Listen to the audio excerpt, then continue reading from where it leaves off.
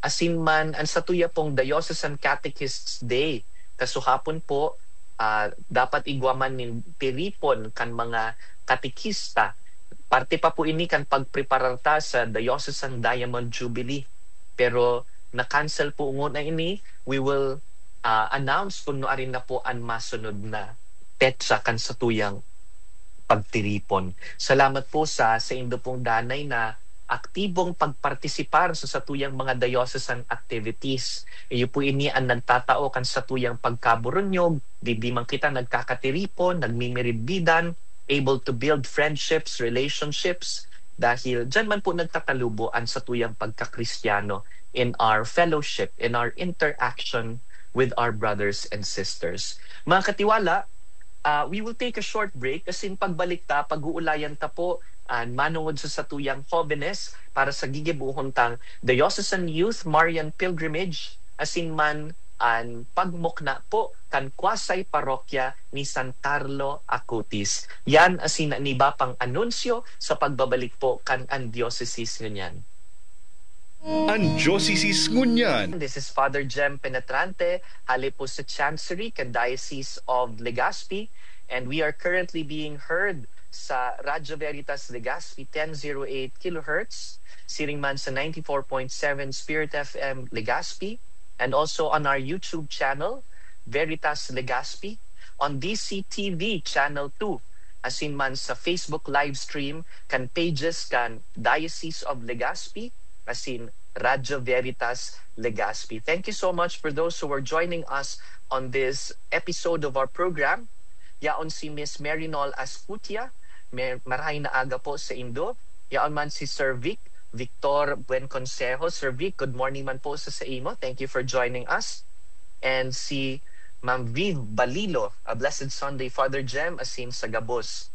Yaon man si Miss Willie Mae Chavez Dolls. Good morning po, Father Jem. Kamusta po kamo? And also si Tita China Minda Bea Campit, mother po ini ni Father Mark. Good morning po, Father Jem. Good morning po sa Indo. And si Miss Mary Faye Joy Alejo. Thank you so much po for all who are listening to our program, joining us on the live stream, interacting with us. Mga katiwala, siring kan bago pag laog kan segment na ini nadangogtaan anunsyo manungod sa dinner concert for a cause. Ito pong One Voice Part 2. Madali na po ito. That will be this coming October 10. And we are inviting our benefactors and sponsors to please support this fundraising activity. Makipag-ugnayan po sa inyong mga kura paroko. There are still some tickets left behind sa mga offices. And kung dai naman po, pwede pa pong makahagad kaiyan sa Diocesan Finance Council kan satuyang dioceses. Dakulaon po ining tabang sa pagpaklase kan satuyang mga future priest asin pagsuporta sa daily operations kan satuyang tulong seminaryo. Igwa kitang seminaryo dyan sa Panal para sa high school, junior and senior. Dangan digdi sa City, Daraga Albay para sa college level. Asin man an harong kan marhay na pastor sa Naga para man po sa mga yaon sa theology level. So, maluto po para sa satuya ang renowned chef na si Chef Jesse Sinchoko na iyo po ang nagluto para kay Pope Francis kan nakaagi po na papal visit kan year 2015 digdi po sa dyan sa Manila. So, hagad mi po ang sa indong suporta. Pero kaiyan, igwa pa po kitang saro pang nagdadangadang na activity ini pong satuyang Diocesan Youth Marian Pilgrimage. This is the 42nd Diocesan Youth Marian Pilgrimage.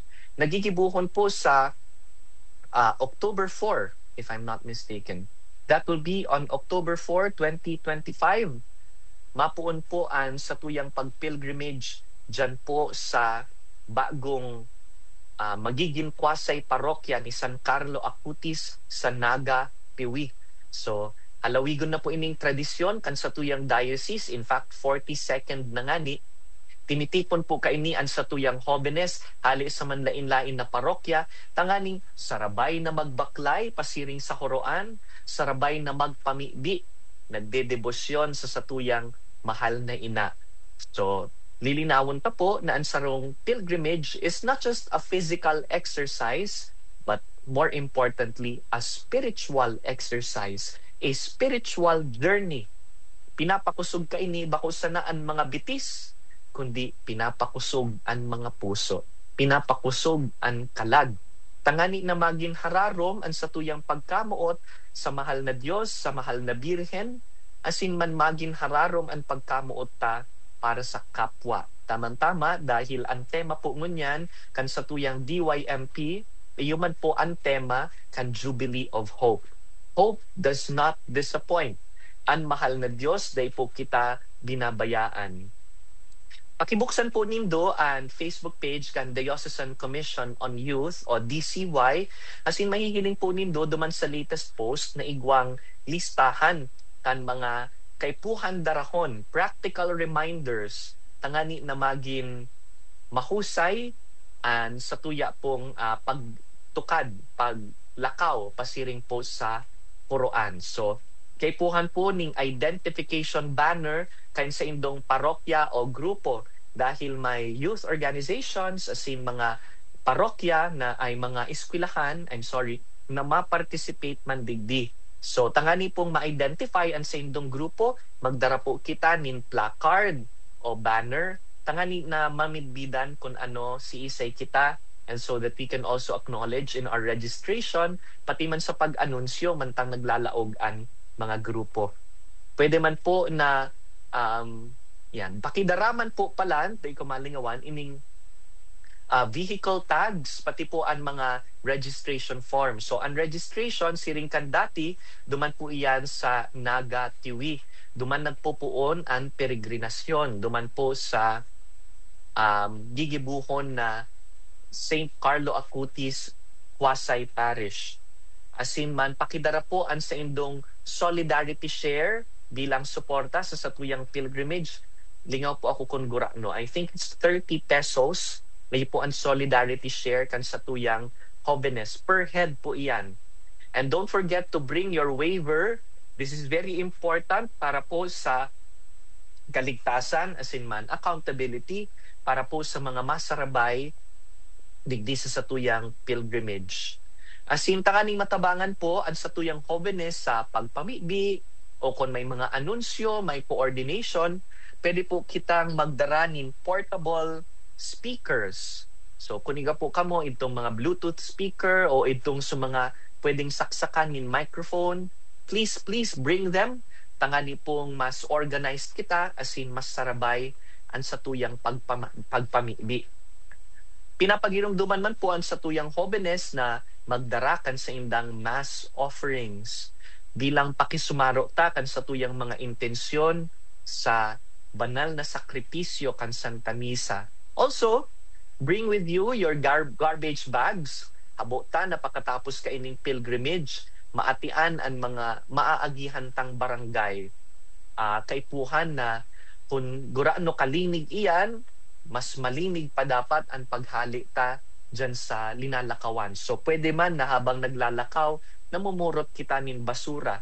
Asin man gabos na mga basura hali sa pinagkakananta, mga nakonsumo ta during the entire pilgrimage sagkod sa pag-abot duman sa Quran, tiripunon, tangani na pirming malinig ang satuyang santuaryo dyan sa Quran, pati itong mga barangay na aagihan, pati po ang Huasay Parokya ni San Carlo Acutis.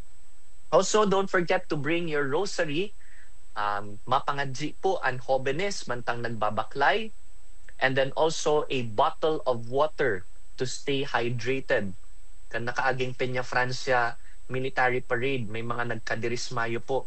Siyempre dahil mainit, kaya magdarara po kita ning satuyang tumbler, tangani na nakakapag-hydrate kita mantang nagaagi po kita digdi sa pilgrimage, mantang naghihinguwa po kita na makaabot duman po sa padumanan kan satuyang pagperegrinasyon. And also bring extra t-shirt or clothing change, tangali na di kita mamarahan ning ganot, nin hinang, magpalit po kan sa indong mga t-shirt, katugon-tugunan po bagayan ni mama saka ni papa, ni lolo saka ni lola, magpalit ng pinagpawisang damit.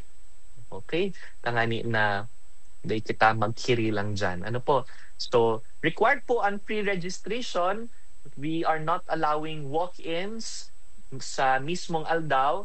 Iga po kita ni pagkakataon na mag pre-register sagpod sa na po sa aga at 11:59 p.m. Ang cut-off ta po is 12 midnight of September 30. So, paglaog kan September 30 na matanga, day na po kita makaka-register. Again, no walk-ins on the day of the pilgrimage.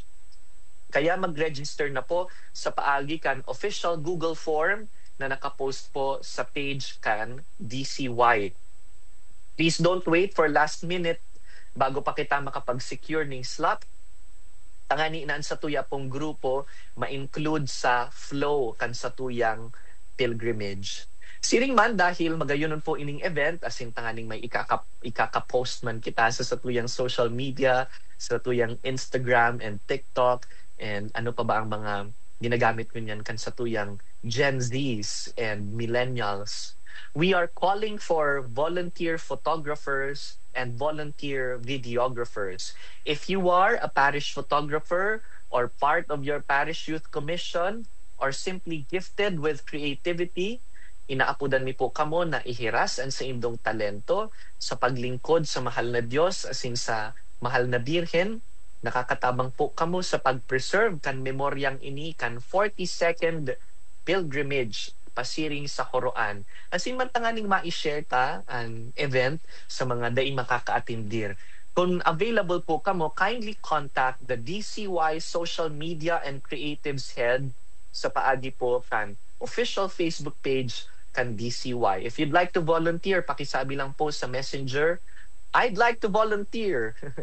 Gusto kong maging volunteer photographer or volunteer videographer para po digdi sa gigibuhuntan na Diocesan Youth Marian Pilgrimage. Good morning po kay Sir Jeremy Cruz. Good morning, Sir Jeremy. We are reminding our young people na parte po kan sa tuyang pagpilgrimage iyong ining pagpararon kan sa tuyang pagtubod. So while this is a witness of our faith and a sign of unity and a moment of renewal, while this is an expression of us going in mission, di po paglingawan ang pag-ingat, ang disiplina. Ano po? So disiplinahon ang sadiri, tangani na orderly and peaceful ang sa tuyang gigibuhon na pilgrimage. Sunodon po ang instructions kan sa indong parish coordinators, magmatang amay, tabaan mabayaan po kamo kan sa indong service, pirmi po iyan nangyayari. Bring enough water and snacks, but keep your trash properly disposed. As in, pirming mindful kan kapwa.